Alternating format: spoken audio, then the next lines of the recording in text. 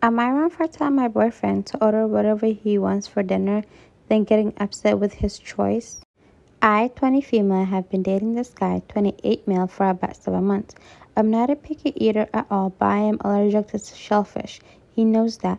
When deciding what to eat, I told him he could pick, and he ordered shrimp scampi for two.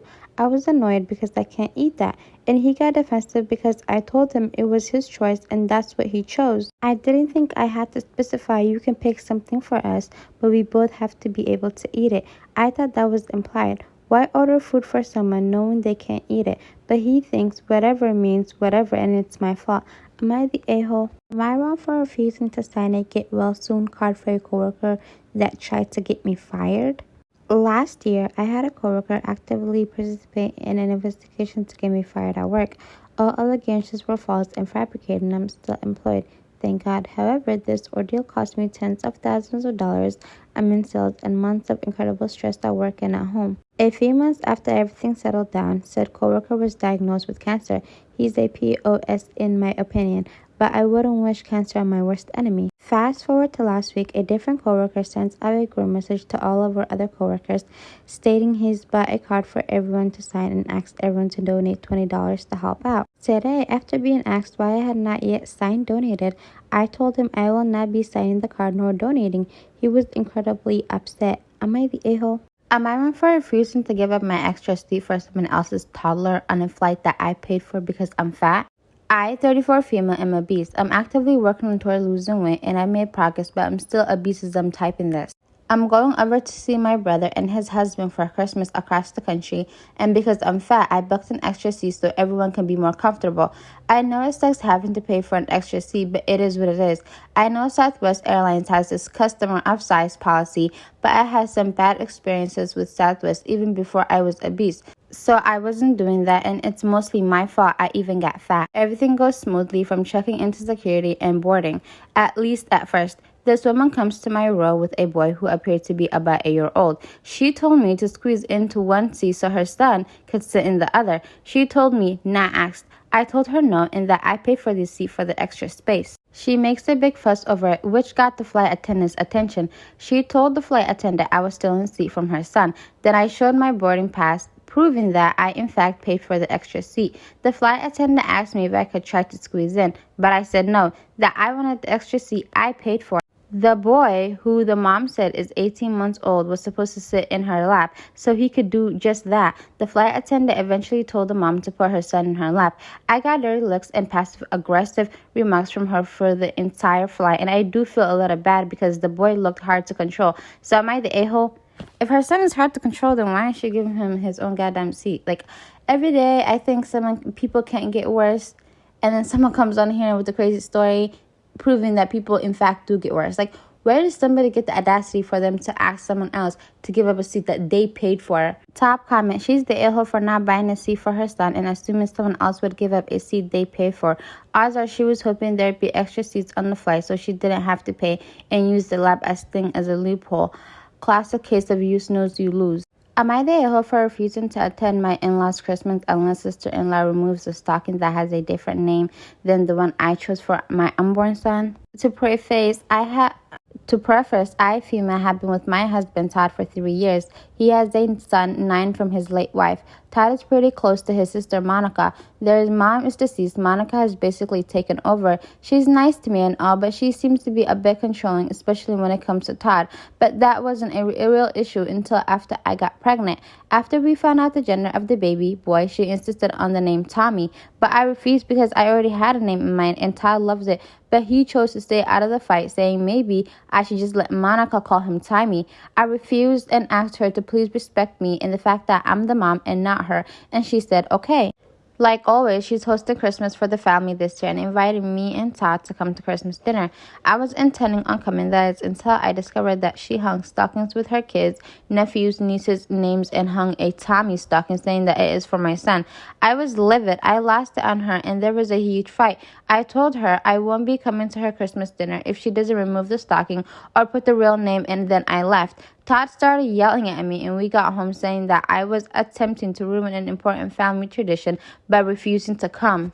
and said that I was overreacting and cannot be telling his sister what she should or shouldn't do in her own home. He tried to convince me to come, but I said no, not until she removes that stocking. It doesn't look like she's going to do it because he spoke with her, and he's not mad at me for making a huge deal out of it. Her husband, Philip, who's usually nice to me, called me yesterday and saying that he spoke with Todd and he'd be devastated if I caused the family to miss the event at Monica's house and ruin it not only for the adults but for the kids as well, since my stepson loves spending the holidays with his cousins. Todd has been quiet, and the only way you communicate is through Philip. I feel ashamed. Maybe I overreacted. Am I the a-hole? Edit. To answer someone's question, no, I did not ask Monica to put a stocking for my son. She said it was for my son. It was her decision, although I find it weird since the baby isn't even born yet. Clearly, OP's sister-in-law is trying to test the waters to see what she can,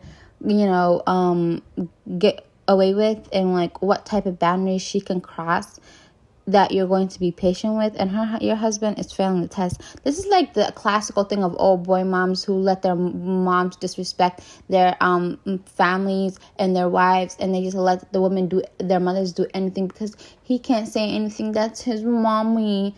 Yeah, this is exactly what's going on. I feel like OP needs to put this to stop, because I feel like when someone's family is terrible people, or like people who cross your boundaries, it's so hard to be with the person that you're with, because A, the person doesn't stand up for you, which you don't want someone who doesn't stand up for you, and then B, who wants to spend the rest of their lives going back and forth fighting with people who are supposed to be their family, and especially when children are involved, because then you can't just keep the children away from that side of the family. If you do, you're going to be the devil, and if you don't, it's going to be constant communication and constant, which is going to lead to constant fights and it's just too much work. I feel like when I get married, if my in-laws start acting up on me, I am getting me a divorce. Am I wrong for making a sexual joke about my adopted friend? I am 36 male, and I've been dating my girlfriend, 36 female, for many years now.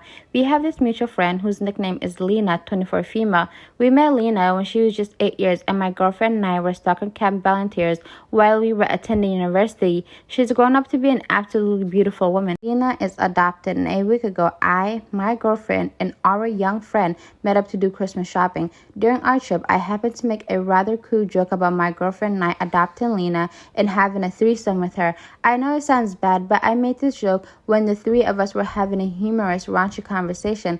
Lena didn't take the joke very well, and she just glared at me bluntly and said that's not funny. She had to get up and take a breather away from us in order to calm herself down. At the end of the day, before my girlfriend and I parted ways with her, she even reluctantly asked for an apology. She told me that she didn't want to leave for the day without hearing an "I'm sorry" from me. Was her reaction too much? I made an inappropriate sexual joke about somebody I was friends with. Did they overreact? I feel like some of these people, when they write this in, they don't even hear themselves talk. Am I wrong for not going to the wedding of my dad and his affair partner? When I was 17, my mother was diagnosed with breast cancer. 2 years later, she passed away. During these 2 years, my dad was not around much. He always was working and going on business trips. My aunt and grandma took care of my mom.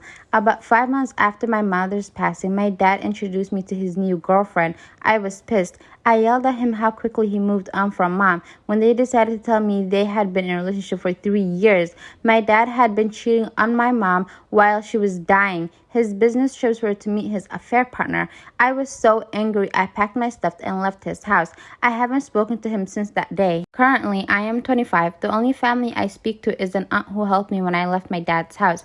A few days ago, my aunt called me, asked me how I was, and then asked me if I heard from dad. I said, why would I hear from him again? My aunt said that dad is getting married to his affair partner, and by going to his wedding, it would help us mend our relationship. I said, why would I do that? He's dead to me. There was a silence on the phone for a bit before my dad replied, asking if that was what I felt about him. I immediately cut the call when I heard his voice.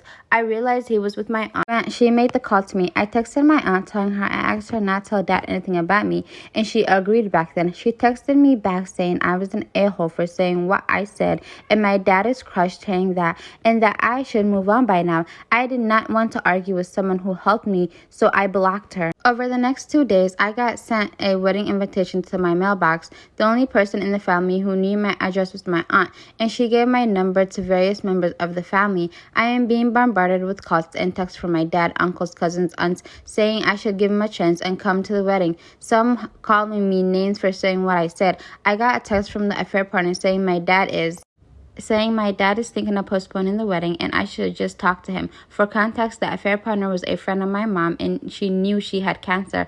I said it's not my fault if he postpones the wedding. I don't want to have a relationship with dad or her. They are trying to force it. It got quiet after that, but being told by so many people from my dad's side I'm an a-hole did leave me conflicted, but I am sticking to my guns. So am I the a-hole? So we do have an update. Hello. First, I want to thank all who commented on the first post and all who messaged me. It really helped me stick with my decision not to go to the wedding. I wanted to update earlier, but it's been pretty hectic with work. So after the many texts and calls from multiple family members, I sent a text to all the numbers detailing what dad did and why I chose to be no contact with him. I then blocked all the numbers. I have changed my number but kept the old number in a separate phone to collect evidence if they start to harass me for random numbers, but luckily nothing happened and I thought that was that. A week or so after that, my aunt's fiance came to my apartment. He knows what time I get off and was waiting for me in the parking lot. I was apprehensive, but he assured me that he only wanted to talk. And according to him, the text I sent has caused a storm in that family. He told me that some of the cousins who did not know what happened in the past started to question dad and affair partner, and they started to get defensive and deny it, but someone revealed that it was true. This has caused a massive argument within the family, with some cousins pulling out of the wedding. Dad wanted to postpone the wedding so he can talk to me, but the affair partner threatened to leave him if he did that. News of what dad and affair partner did also reached some of their friends who were at one point friends with my mom as well. Some of them has also pulled out of the wedding, and this has caused the affair partner to have a breakdown and start banning anyone who brings it up. I asked about my aunt and how all this started, and he said all he knows is that there was a conversation of how bad the family would look if I wasn't at the wedding, and that my aunt offered to call me. He said that he disagreed, but she did it anyway. He said that he's only here because he felt I needed to know what happened. I thanked him but said I will be going completely no contact with her, and by extension him as well. He agreed, wished me well, and left. I'm not going to lie and say I'm completely okay. I miss my mom, but I know what I did was the right thing. I'm currently staying with my girlfriend, and she has been cheering me up, coming up with absurd ways to ruin the wedding. As a lot of you said, I should try therapy, and I'm going to take that advice. Some of the comments has made me realize I have bottled up a lot of grief and anger. I am super nervous about it, but I also feel it'll do me good. So once again, thank you for all your comments and advice. Am I wrong for wanting to divorce my husband because he wants a son? I, 27 female, have been with my husband, 29 male, for 5 years. Married for 3 of those years. Our marriage was perfect and we were so happy. It felt like our entire life was perfect. Church on Sunday, loving husband, beautiful home, all of it. A few months into our marriage, I became pregnant, and my husband and I were overjoyed, and so was the rest of our family. My husband was especially happy after finding out our baby was a boy, as he had always told me he wanted at least one son. I even started to try to attempt to repair my relationship with my mother so our son could have a relationship with his grandparents. I had originally cut most contact with my mother due to how she treated my brother when he married his husband. Though my brother said he was alright with my decision to try to get her back in my life since he still has love for her and my baby was her first grandchild. However, our son ended up stillborn and it broke me. I felt inside depression and even at one point considered taking my life.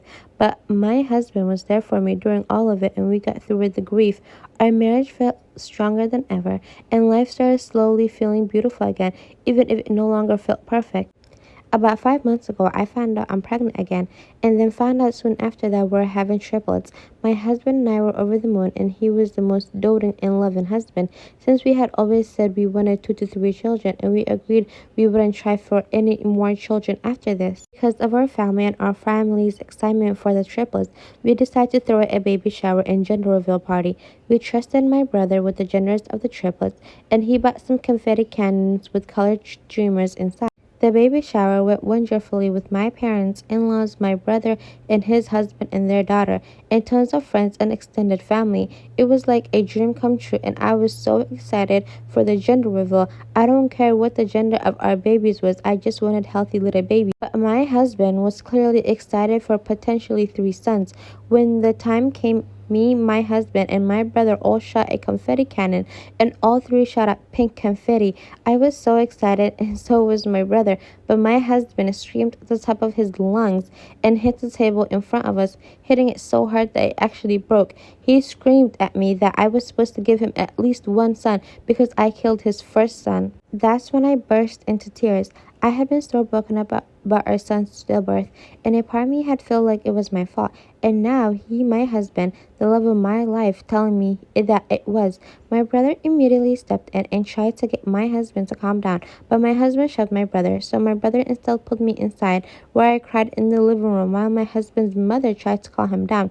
I could hear him screaming outside about how 3 daughters is too many, how he doesn't want 4 kids, but he also wants a son. Ever since that moment, my husband hardly talked to me. He's been sleeping in the guest room, and when we do interact, he's clearly upset and mad and tries to argue with me. I try to talk to him about it and ask him about how he'd be with our 3 daughters, but he spat at me and told me he would provide them shelter and food. He wasn't interested in daughters and doesn't plan to have close relationship with them. That sealed the deal. That I wanted to divorce him, and I cried myself to sleep last night. Earlier today, I confided in my mother and my mother-in-law all about this, but they told me I can't divorce my husband, and just because he wants a son. I don't want my daughters to grow up in an unloving household where their parents constantly argue and their father doesn't love them. The moment my husband said I killed our son, I felt as though I lost all love I had for him in an instant, and I don't want my daughters to be in that kind of household. However, both my mother and my mother-in-law said it's just natural for men to want sons and that at least he isn't saying he'll mistreat them. They treated this as an absolute fact and acted as though I'm just a silly little girl who doesn't know anything. I felt incredibly small. I don't know what to do. My mother and mother-in-law make me feel like maybe I'm overreacting to my husband's behavior, but my brother says this is not normal as he and his husband are both men who absolutely love their daughter. I'm also not sure of what I'll do with myself if I divorce my husband. I don't work and I'm not sure how I'll be able to find a job that can support me and 3 babies all on my own, or how I'll make time for all of them when I have to work. I feel so lost and helpless. I'm torn on what to do because I worry divorce will be too rash of a decision and that maybe my mother and mother-in-law are right. Am I the a-hole? What should I do? Okay, so we do have an update, but I'm going to read the top comment first. First, stop sharing your feelings on this and your plans on this with your mother and mother-in-law. They made you feel like you were wrong. This guy says he isn't going to care for them, right? He blamed you for a stillborn baby and has spat on you. You can't stay with this guy. If you get pregnant again, no guarantee it would be a boy. What then? He meant everything he said because he still isn't talking to you. Think about it. He spat on you like you are a piece of trash over something you have no control of. True enough for a bit. Stop talking and listening to them. You cannot stay with him. You have to know what to do. I didn't expect this to have an update so soon, but after reading everyone's comments, I decided to take action immediately and went to my brother's house. We talked for hours through the night and came up with a plan. I'm going to divorce my husband. He's shown the kind of man he is, and I don't want to live in or raise daughters in that kind of environment. I'm going to move in with my brother and brother-in-law during this, and he and his husband have a nice large house where I can have my own room and a nursery for the triplets. I originally worried that perhaps myself and 3 babies would be overwhelming or a burden to him and my brother-in-law, but they assured me that they would love to have us here. I knew everything would be okay when my brother even offered to have a baby monitor put in their bedroom so he could help if more than one of the triplets woke up during the night. My brother-in-law has a nice high-paying job and my brother works from home, so I will have a stable environment and my brother will help with his nieces. My own niece excited for us to live with her. The current plan is I will live with my brother and brother-in-law for a while, and once my babies are old enough where I feel comfortable putting them in daycare, which my brother-in-law has offered to pay for, then I can try to find a job of my own where I can save up money and eventually move into a nice place of my own with my daughters. I'm so thankful for my brother and brother-in-law. They truly feel like angels. My brother and I are also going to go no contact with my mother. My brother and I discussed her behavior with us growing up, how she treated him when he came out and also got married, and how she's treated me these past few days. We decided this was the best course of action as we've given her many chances in our lives to become more stable and kind, but she's always refused them, and we want our daughters to grow up with loving family. When I knew my husband had left for church this morning, my brother-in-law and I went to my house and got all my important things such as documents, clothes, and things that are special to me as well as the baby's things. My brother-in-law's mother watched my niece while we did all this. She's a kind woman and has offered to be a good mother to my own babies, which I happily accepted. I will admit that I cried. I've cried a lot lately, but mostly happy tears. Because my brother and I didn't go to church, my ladies' Bible study group texted me and asked if we were alright and if we needed anything. I texted them back and told them the truth and what happened, and they were all horrified. They told me they supported me and I'm proud of me for taking action and are now even planning a bake sale at the church to help raise money for me and my babies. Also, apparently, when my husband went out to lunch after church with his men's Bible group, one of the other members is husbands to one of my friends in my Bible group, and when he found out what happened, he yelled at my husband so much that he cried. I got a little bit of joy of hearing that, not going to lie. My pastor even called me and asked if I'm okay, and he let me know that I'll always have people who support me at my church, which I'm very grateful for. After my husband came home from church and saw that most of my stuff was gone, he blew up my phone. But my brother-in-law called him for me and said that he would pay for my husband to get therapy for his grief over us, and also told him to leave me alone. My husband has not tried to contact me since, and he has yet to give my brother-in-law an answer for the therapy offer. All in all, I'm so grateful for my brother-in-law, and I wouldn't be able to do any of this without them. I'm hopeful for the future. While this isn't the kind of future I imagined myself for my babies, this is definitely the best one I can currently give them. They say it takes a village, and my babies will definitely have a village full of love and support. Thank you and bless you to everyone who left comments supporting me. I'm grateful for all of them. I'm glad I could give you a very speedy and happy update. Y'all, when I said this story had me heated, I'm not even joking, it had me heated. I never really understand people who have children, people who try to have kids and they have like a gender preference and they think in their little head that the exact kid that they want is gonna come out. Like, that's not how that works. And if anything, men are the ones who carry the chromosome. I think that's how it works for daughters. But nevertheless, I'm so glad. I am so glad that this woman had a village for that was supporting her, that is taking care of her. I'm glad her brother and brother-in-law were there for her. I'm just even shocked. Hell, if the church, you know how the church is, if they didn't say, well, don't get divorced, he's your husband, da, da, da. I'm so glad even the church is supporting her, because you done messed up when the church is supporting, is against you. But I'm so glad she has a family that supports her. I'm so glad she has a community of people that are supporting her. I'm so glad that she's in a stable and safe environment with those babies, because those babies, the only crime they committed is being born female. Am I wrong for rolling my eyes at my boyfriend's proposal because it took 25 years of me begging? Yesterday, after dinner, my 52 female boyfriend of 30 years, 53 male, proposed to me. He just walked over towards me holding a box and said to open it. It was a ring, and I had pictured this moment a million different times, but never thought it'd be so apathetic. My boyfriend then said that he was retired now and wants to kick back and enjoy life with me and would love to do it all with me as his wife. A nice speech and all, but from the 5-year mark of our relationship onwards, I have been making clear my deep desire to marry and was consistently dismissed, given empty promises, gaslit. We have been through the gamut with therapy, and one counselor implied that me telling him we needed to go to therapy and getting his butt on the couch still means nothing if his mind has been made up. I was in denial about the fact he was just giving me the false illusion of progress to stall. My boyfriend and I have 4 kids. The eldest 3 are adults, while the youngest is 15 female, was sleeping over elsewhere when this all went down. All of our kids went to a private school filled with typical Southern soccer parents. I had to endure PTA moms' jabs about me not sharing a last name with my kids. Preteen years were hell because the other kids would taunt my kids by saying, "Your dad would rather sin and go to hell than marry your mom." My boyfriend's mom would tell him that marriage would be selfish on my part, it's just a piece of paper. My boyfriend ended up raising the ranks until he became an executive. I was a stay at home mom, so I feel like there was always a power imbalance, exacerbated by the fact that I could be tossed anytime. I partly did stay because I wanted my kids to have the best life, and because I felt lucky and proud to be partnered with such an intelligent, successful man, but also because I loved him. These past few years, my boyfriend's career has taken a downturn. He will never be poor, but the company he was part of took a nosedive during 2020, and he had made enemies out of associates board members. He decided to step back from his role and take the generous severance agreed upon. He is living off his investments and wants to relax. He decided to step back from his role and take the generous severance agreed upon. Now he is living off his investments and wants to relax. I did not like how his career ended and how he treated people, and had been deciding whether I wanted to leave and find somebody else after our youngest turns 18. So the proposal was a shock because I should hope that he noticed I have avoided conversations about the future as of late.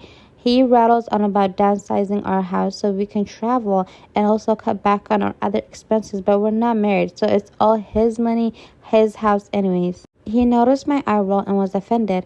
He asked what's wrong, and I said that suddenly, now that he's downsizing, I'm good enough to marry. He got mad and said that now he's downsizing and no longer an executive, I suddenly think our relationship is disrespectful and started implying I was a gold digger. I was so angry I walked out and said I might just go out looking for a respectful relationship because I don't know what respect is anymore. Am I the a-hole? So P made her bed and now she's lying on it because how the hell are you going to being with a man for 25 years as boyfriend and girlfriend when you knew you wanted to be married and you said you wanted to be married? It's crazy. That is crazy. She said, "Oh, I deeply desired it." Clearly, you didn't desire it that much. If you're willing to have 4 entire children for a man who didn't want to marry you for 25 years. And on top of that, how is a woman good enough to have 4 children when she's good enough to be with for 25 years, but she's not good enough to marry? Like, that's what's so mind-boggling to me. And it's like, people like, "Oh, well, not everybody aspires to get married because marriage is too much of a commitment, but they will be having kids." How is having children less commitment than getting married?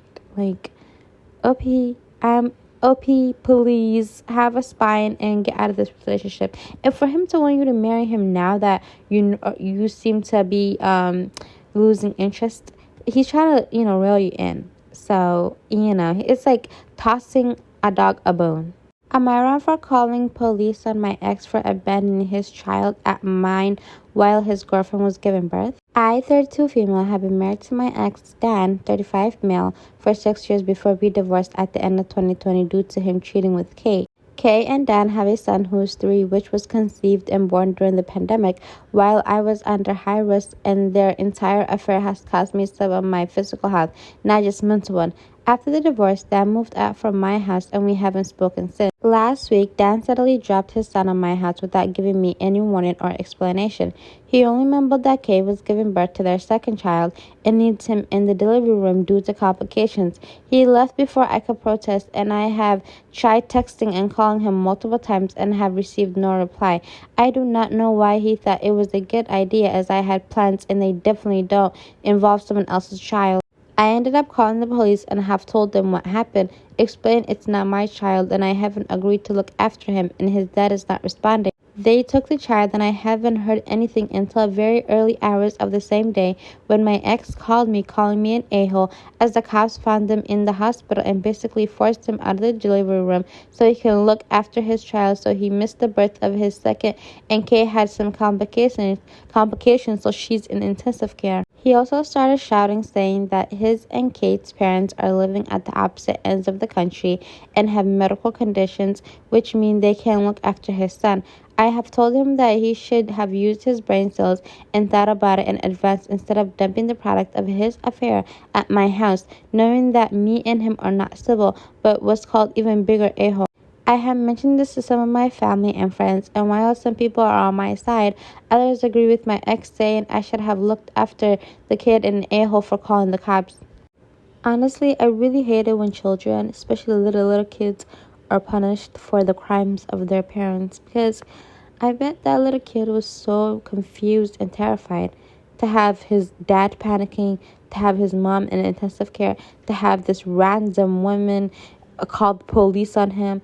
Like that part must have been so traumatizing for the little kid. And I don't know. I feel like OP has her way. Like she has her right to feel the way she feels. But I feel like at some point, like she should have like looked deeper in her heart to look past the issues just for the child's sake. Because I feel like everybody should be able to take care of children because kids are so innocent and they don't do anything wrong. And people, especially adults, the ones that are supposed to be there for them, always put them in bad positions. I don't know. I don't know, you guys. Tell me what you think in the comment section. Am I the a-hole for not accepting my mother-in-law apology after she treated me bad? I am 27 female. When I met my Daniel, 29, in the whole story, she refers to him as my Daniel, which I think is so cute. Anyways, when I met my Daniel, 29, 4 years ago, we instantly connected. He asked me out, and we were together for 3 years before he asked me to marry him. We do have our ups and downs, and one of our downs is my mother-in-law. To give some background, mother-in-law adopted Daniel from her sister because she can't have babies, so Daniel is her only child. When Daniel first introduced me to mother-in-law, she was nice enough and I liked her. But even then, now I think about it, I could sense she didn't like me. It started her with trying to change me into someone I was not. Told me I would look better with short hair and that Daniel had a thing for women with short hair, which made me raise a brow at that because my long hair is what my Daniel told me he first noticed and liked about me. This is just one of many examples she started doing. Every time I refused, she got more unpleasant towards me. Daniel's cousin would tell me that she was talking nasty about me behind my back and that she was saying that she hated me and I was no good for her son. She eventually said it to my face in front of her son when we told her we got engaged. There was a big fight and me and Daniel left. He apologized to me and got upset when I told her what she had been doing to me. It was during the time we weren't speaking to mother-in-law is when I got curious about Daniel bio mother. I asked questions and he told me about her and that she only lived a town away. When I asked why he never introduced me to her, he said mother-in-law and bio mother had a fallout years ago and they don't speak anymore. I asked would he be okay with me telling her about our engagement. He said that he was fine with it, so I rang her and told her, and she got excited and asked if it was okay if we could meet. By the end of our meeting, I loved her. She's a beautiful soul. I invited her to our wedding, and she was thrilled and cried and thanked us. Daniel even started speaking to her the more she came around.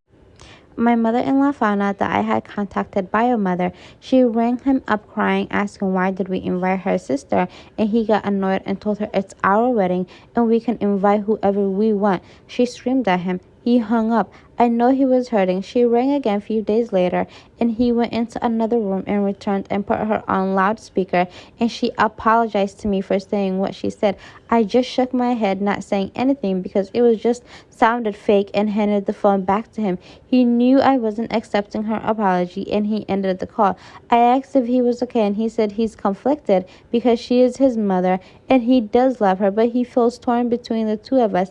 I feel bad now for not accepting her apology. Am I the a-hole? Yo, I'm not even over exaggerating when I say I would rather die single for the rest of my life than to marry men with horrible parents, especially like men with horrible families, but especially a horrible mother, especially one of those moms that are highly obsessed with their sons. It's giving the other woman, and I don't want to be part of that. Am I wrong for making my daughter leave because my husband is attracted to her? I, 55 female, have been married to my husband and my daughter's stepdad, 63 male, for 4 years. My 23-year-old daughter and I have a complicated relationship. She has been diagnosed with dissociative identity disorder. She has a lot of trauma for watching me and my husband's horrible marriage go down and was bullied in school. When she told me she was being bullied by peers, My review that all children are innocent really tied my hands because I told her that if I said anything to them, I would be an adult harassing a child. She has blamed me for that ever since and keeps referring to this one time where the kids at school called her trash due to the fact that she wasn't taking care of her hygiene due to depression. Part of my response was telling her to take a shower, and I bought her new clothes. The bullying finally ended with an explosion and a suspension for the ringleaders. She still throws the fact that a school clinic volunteer told her that if she was their kid, she would have permission to punch back if administrators didn't do anything. I thought that having her live with me while she finishes school and gets a job would help heal some childhood wounds if my second husband and I molded a healthy relationship. However, my daughter now doesn't get along with my husband. She is a very introverted, creative person who likes immersing herself in escapism. So she'd get annoyed if she was sitting eating alone and my husband would sit across from her and eat, saying she ate later so she could eat alone. However, my husband started acting distant from me and my daughter complained that his eyes lingered for too long. She got very angry and there was a lot of shouting and slamming of doors. Finally, my husband admitted he's attracted to her and it's hard to be around her all day, said she was walking temptation, and said that that's why he was avoiding sleeping with me. I was so upset to hear this. I don't blame my daughter for this, but at the same time, the situation has become unbearable. Something would have to give, and I couldn't collect my thoughts with both of them still being in the house. So I gave my daughter money to stay at an extended hotel and asked her to utilize her college emergency financial and housing resources they have for students in need. She responded by storming out and telling my ex, who is now circling social media, using it to paint me as the villain of all villains. I'm not abandoning my daughter. She qualifies for these resources anyway, since my ex is unemployed and we are in substantial debt. I just need time to process the situation and don't want to leave my house to stay with my daughter when I have a marriage to figure out whether or not to save. Am I the a-hole?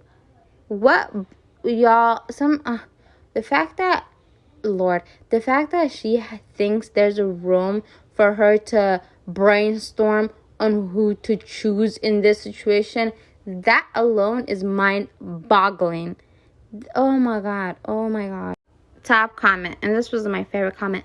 I quote, "When she told me she was being bullied by peers, my view that all children are innocent really tied my hands because I told her that if I said anything to them, I would be an adult harassing a child." End quote. It seems you have a history of tied hands when it comes to standing up for your daughter. Do you even like her? You're absolutely the a-hole and you chose a pervert over your own child. And just like that, there's nothing else to add to this because she literally chose a disgusting, filthy garbage of a man over her own child. Like, This is why I don't agree with the whole thing of, oh, everybody should have kids or everybody should be, everybody should, have the chance to have kids. I feel like some people do not deserve children and they should not be having kids. And this is an example. Am I wrong for telling my daughter who's facing homelessness that only her and the baby can move in with me, not her husband? The husband has lived in their apartment for a number of years.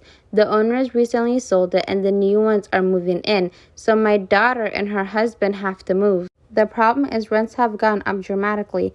The rent they are paying is $1,100 for a one-bedroom, which I thought was a lot, but now that I'm trying to help them find a place, most are now going for around $2,000 a month or more. They can't afford this. My daughter knows she's always welcome at home. Granted, a baby complicates things. I wasn't happy about her having a baby. She's young, just turned 22, but I would never deny her housing. However, I can't stand her husband. Let's just call him Aaron for simplicity's sake. I wouldn't invite Aaron over for dinner, let alone let him live with me.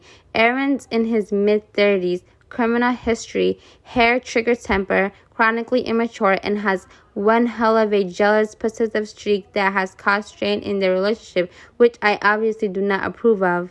Honestly, when she told me she was pregnant, I finally thought we'd rid of Aaron. I genuinely thought he's exactly the kind of man to ditch. They've been on and off over and over since she was about 18, 19. Alas, if anything, it made him cling to her tighter. They had a very rushed wedding, and this is their longest stint together without any breakups. Just over a year. There's still been their fair share of dramatics, of course, but I'm surprised they've made it this far. Even so, I simply do not want to live with Aaron.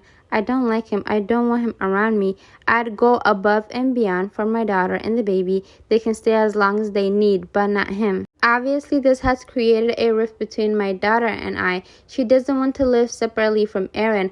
I told her then she needs to figure out alternative arrangements. Well, their move-out date is rapidly approaching, the 15th of December, and they've still not been able to find a place. And she's panicking. She's been begging me to let them stay. I reiterated my terms. Aaron simply cannot stay here. This led to a lot of tears and some angry words, namely me being an a-hole. I can genuinely see why she might think that, but I also have to think about myself and my own sanity. Then we have a update from OP. Update: I do believe because of my anger and frustration, I exaggerated Aaron's flaws in my post below. Has struggled with his temper, yes, but I should not have described it as hair trigger. I have never thought of him as dangerous. I have never feared for my daughter's safety nor my own. I also described him as possessive and jealous, and while I do see some of those tendencies, he's never tried to restrict her movements or isolate her. She's always dealt with a tremendous amount of anxiety, particularly when it comes to social situations. As much as I'd loathe to admit it, in this regard, he's been a wonderful cheerleader. He could keep her at home where she feels most secure, but he truly does encourage her to get out and be adventurous. As far as his criminal record, it's all below the age of 24. He has not been in trouble with the law since. It still makes me uncomfortable, but I can admit he's been stable. In all the time I've known him, he's had no issue holding down a job, paying his rent, etc. What bothers me the most is the age gap. I can't explain that away or change it. It is what it is. It makes me uncomfortable. With that said, people here keep saying he's a predator groomer, but I just don't see that. I could very well be blind, naive. For now, however, I will defend him in this regard. Anyways, if posting here has shown me anything, it is that Aaron's not nearly as bad as I had him built up in my mind. So many people here are imagining a monster. He's just a guy. He means well. He's trying. He's still irritating, opinionated, immature, talks too much. But he does try his damnedest to take care of my daughter. He's capable, present father and loves being one. They are married. He loves his family. I think that's what that says. But I don't see what the issue is though. If he is good to his wife, he's taking care of the family and the baby. Yeah, the age gap is a bit suspicious. Is actually those type of age gaps make me very disgusted. But that's near here or there. What's the problem? Why did she write this? And because when I first read the story first, I was like, damn, like this guy sounds like a horrible person. Not only is he in his mid-30s, but he's been messing with this girl since she was like 18, 19. She has maybe baby trapped her. He has a criminal past. He probably can't hold down a job. Like, she made him look like he was a real life gangster who was doing nothing with his life. And then updates it and then says, well, actually, y'all, I was just over exaggerating. He's not that bad. Like, I don't know what she wants us to say. Like, what advice are we supposed to give her? On to the next story. Am I wrong for not wanting my mother-in-law to move in? So for some context, my mother-in-law is always a strong, overbearing personality. My husband's brother and wife have no contact with her due to how she has treated my sister-in-law in the past, and they don't allow her to see their children. 2 years ago, my mother-in-law, who worked as a janitor in a school, tore her rotator cuff. She subsequently had surgery on it, then proceeded to sue her school district. She lost the lawsuit and was fired. Since then, she hasn't worked and has complained of myriad of health issues with her neck, back, and shoulder.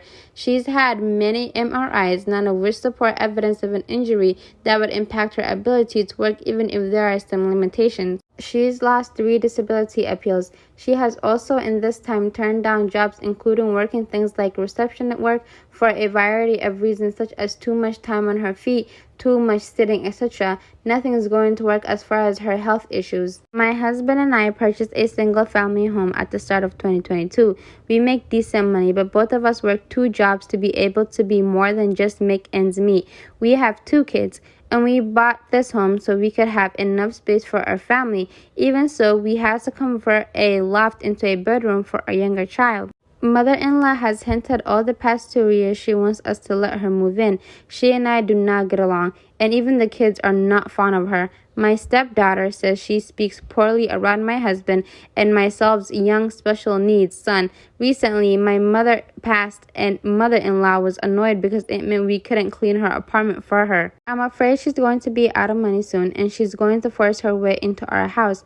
My husband doesn't want her here either, but might buckle if she ends up on the street. Once in, I don't think we could get her to leave, especially since she refused to work. Aside from not wanting a toxic person in our house, it would put a strain on our finances. We simply cannot afford or have the room for her. Am I the a-hole? I really hate the notion that just because you're a parent, especially with mothers, I feel like when dads are horrible, people are like, oh, my dad is horrible, and everybody like, yeah, girl, men aren't horrible.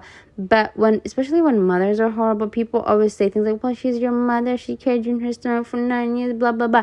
It's not good to be a bad parent just because you're a parent. Like, I could not deal with someone who's constantly this terrible to their own kids.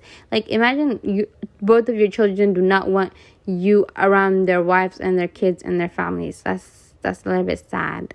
I feel like at some point accountability should be held. A mirror should be, put up. Besides, like, imagine your mother dies and your mother-in-law says, well, I'm sorry, mom died, but who's going to come clean my house? Like, that is so sickening. Am I the a-hole for telling my dad it's not my job to make sure my half-siblings have a mom? My parents divorced when I, 17 male, was 5. I'm not sure on why. Part of me has always figured dad cheated on mom because he was with someone suspiciously fast afterward, like the same month fast. But my mom never spoke about it. She just told me both she and dad loved me and that would never change and I would never have to choose between my parents. My dad was in 2 live-in relationships post-divorce. When I was 7, he was with Jen and had Luna 9 with her, and then when I was 10, he was with Bree and had Harry 7 with her. Jen and Bree both stopped being moms to their kids, and so my dad became a single full-time parent to my half-siblings. From that onward, my dad has tried to convince mom she could step up and at least feel some kind of female role model relationship with them. He also corrects me on half-siblings term and says we're just siblings, and if I were to call them just my siblings, it might soften mom's heart to being a female or maternal figure for them. He would ask mom on my behalf to let me have my half-siblings over to her house during her custody time. My parents share equal time with me. He would claim I really missed my half-siblings when I was gone, and he would claim I wanted to spend every holiday with them, etc. None of this is true. I never said those things or implied them. Luna is having a really hard time having no female family members. She has a dad, 2 half-brothers, and an uncle. So dad has been more forceful about mom's part in all of this lately, and now he's trying to rope me in more. He sat me down recently and told me my half-siblings deserve to have moms and I could help them with that. I could share my mom and let them feel the love they deserve to feel. He said I always treated them like lesser siblings, first with always using half, then with not trying to include them in my life at my mom's house. He told me this is where my role as a big brother needs to really take off. In response, I told him it's not my job and has never been my job to provide my half-siblings with a mom. I told him it was on him and their actual moms to do that. And I told him it was sick how he kept trying to rope my mom in. I told him to accept that he only had 1 kid with mom and she was only obligated to take care of for me. His answer to that was I was disappointing him with both my responses and lack of concern for the overall well-being of my half-siblings, and he told me to do better, be better, and care more about my innocent little sibling. I told my mom about it and she tore dad a new one for putting this on me. She told me I am not wrong in what I said to him, but my uncle also said I could have more compassion for my innocent half-siblings. Am I the a-hole? A commenter said, not the a-hole. You or your mother have no obligation to provide a mom to your half-siblings. Your father is a moron to think his first wife needs to mother his next 2 children with other women. Your uncle's opinion is irrelevant. None of this is on you. And honestly, I agree because what is with the gaslighting? Why does this child need to take care of little kids and be a role model for them in any way? And why does his ex-wife need to help him raise the children that he had with two other women? Like, what's with the gaslighting? This man literally is trying to gaslight this poor lady and his son. Am I wrong for moving out after my parents told me to give my space to my brother and his family? I, 27 female, live with my parents. I have a job and I have been helping them by paying rent and buying groceries. My brother is married and has two children, a 2-year-old and a newborn baby. He recently lost his job and has asked my parents if he can move back in until he is back on his feet. My parents told me that I would need to move out of the basement suite in the house and into my mom's hobby room while my brother and his family stay with them. I did not agree and they said it was their house and their rules. I really don't own a lot of stuff. Everything in the zoo belongs to them. I don't even own my bed. I packed up my clothes and my laptop and I went to work like usual. I work out of town for 14 days. Then I get 7 days off. While I was at work, I booked an all-inclusive for my week off. It cost me less than rent and food at my parents' house. I told my parents my plans and they were cool with it. I started getting texts a few days ago asking where my rent and grocery money was. I said that I moved out, that if I wasn't living there and eating there, I wasn't going to be giving them money. They got really upset because they were counting on the money to help support my brother. They said that I moved without giving notice. I said they literally gave away my I moved out without giving notice. I said they literally gave away my living space and that I didn't owe them anything if I wasn't there. I asked them how much they are charging my brother. I was giving them 1,800 a month Canadian money for rent and food, and I was only home a maximum of 14 days a month, usually less. My brother called me to say I was the A for not helping him out. I pointed that he hadn't sent our parents money when he was employed. He said that he had a family to support, so he needed his money. He said if I came back, he and his family would move upstairs and I could have my space back. I had actually done the math though. I can stay at all-inclusive, which cover my room, maid service, food, alcohol, and entertainment for 2/3 of what I was paying my folks, and I don't have to live through Edmonton winters when I'm not working. I sent my parents $500 to help them with groceries, then I went to the beach. My parents, my brother, his wife, and a fair few of my other relatives are saying that I am an a-hole for abandoning them on a time of need. I think if I'm not there, I shouldn't have to pay anything. Am I the a-hole? I feel like they kicked OP out of the house because they said it's their house, their rules, which means, it's their house, their rules. So how did they expect her to pay for a place that she doesn't live in? The agreement was that she pays for her room, and she pays for the food that she's eating. And she said that she doesn't even live there the whole month. She stays there 14 days, if not less days in a month. 1,800, one bedroom, in a house that you're only staying for 14 days in a month or even less. Like, please, they're doing too much. Am I wrong for asking my sister-in-law to stop treating my son as if it's theirs? My 35 male sister-in-law, Laura, 33 female, doesn't have a child. She's been through many miscarriages in the past too. After my wife, Madison, 34 female, gave birth to our son, Ethan, we allowed Laura to interact with him. We dropped him at her house if we wanted someone to babysit, etc. Whenever they came here, she played with him and all that. Yesterday, we dropped him at her place again, and when we arrived, she was playing with him. We just remained there for a while and talked while she played with him.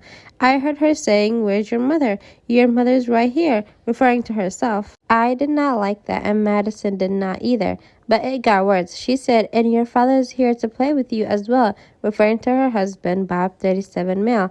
I was about to say something as I was shocked, but then I realized that Ethan now called them Mama and Dada for the first time. The first time he ever said his parents' name, and it was theirs. He never called us that before. Madison began to cry a lot while I got furious. I called Laura a F and B word and asked her what she's sticking to calling them that. Her husband got mad and they began to argue, saying that he's as good as their son, etc. Madison accused her of being a goddamn backstabber. And in the end, we took Ethan away from them by asking them not to treat my son if it's theirs. Laura was crying, and her husband was shouting at us while we left. I was wondering whether I overreacted. I know that they don't have children, so did I do anything wrong? Am I the a-hole? Top comment. Not the a-hole. Their struggle to have a baby are incredibly sad, and I can see why you're tempted to give them a free pass or feel guilty for setting a reasonable boundary because of it. But it's deeply unhealthy and threatening for them to be trying to displace you as Ethan's parents. It will be incredibly confusing for him, and it could result in genuine attachment problems and resentment as he gets older. Another commenter said, not the a-hole. This is concerning. I would consider moving away. Do you think they would try to kidnap your child? I mean, I agree with the commenters because that's a little bit weird. I know being infertile and having miscarriages, although I have never experienced it myself, like that can be hard. Especially like when you want something, especially something as big as having children, people like their mind changes. I don't know, but that's just a little bit weird. And I feel like OP did not do anything wrong, and they should not feel guilty for setting a boundary, especially a healthy boundary as this. This is their child. Sorry for your loss, but you shouldn't confuse a baby like that. Am I wrong for giving my daughter the same name that my brother wanted to assign to my deceased niece? My 36 male brother, Attache 37 male, had his first child recently, but she passed away due to crib death. They've been distraught about it, including my sister-in-law. A few months later, my wife, Ria, 33 female, got pregnant with our child, and it turned out to be a daughter. For our naming ceremony, we selected the name Karthika after much discussion. When I informed Attache and my sister-in-law about it, he seemed startled, shocked, and told me that was what we were going to call our daughter. I did not know that, so I said sorry for bringing up that topic accidentally. He demanded that I change the name immediately. I said that I cannot do that. This discussion was on the same day that the ceremony was supposed to be held. I was not supposed to inform anyone about what the name we were going to assign the child as per Hindu tradition, but they pestered me and I gave in. I said that I'm not going to change when the ceremony was going to be held in a few minutes, especially since that would be inauspicious. They began to accuse me of doing it deliberately, called me horrible, etc., but I did not relent and went ahead with it. The ceremony is over now and it's her legal name, but they're demanding that I change the gazette to name her something else and were calling me names again. I told them that it's too much to demand such a thing and asked them to F off. They're not talking to me now. Am I the a-hole? If OP knew the name, which I don't know, I try to look in the comments to figure out like why wouldn't he not know the name if he went to funeral service? Do they not like give the deceased child a name? Because I know in some cultures they do. But if OP knew what the child was going to be named and he did this on purpose, he's definitely the a-hole. But if he didn't know, like they didn't tell him that that's what they were going to name the child, but the child died, how would anybody know? People are not mind readers. That he's definitely not the a-hole. If I was personally, I probably would have changed it. It was one of my siblings, but everybody's not the same, and everybody doesn't have like the close sibling bond. So I don't know. Like maybe he should have told him to F off though, because I feel like that was just a little bit. That was just doing too much, just a little bit. Am I wrong for only picking one of my nieces to be my flower girl? I, 26 female, am getting married in January. I have a niece who is 7, we'll call her Jess, and my partner has a niece who is 5, we'll call her Ava. Jess is painfully shy. She has cried through every single school function she's been in, hates having her photo taken, and takes a long time to warm up to people. So when we picked our flower girl, the obvious choice was Ava, and that seemed fine until a few weeks ago. Now Jess is becoming jealous. Ava was practicing the other day, and she tried to rip the basket out of her hands, and when we had to separate them. She keeps complaining about how Ava gets a dress with a bow and called her a stupid baby. Jess's mother is mad at me now, saying that I should have based my decision of Jess's previous actions, and that I should let her be my flower girl because she wants to be one so very bad. When I said that I'm not changing my mind so close to the wedding, she said that my favoritism is showing. I'm not trying to play favorites. I just thought that Jess would be miserable in the particular situation. I had no idea that this would be such a big deal. Am I wrong for my choice of flower girl?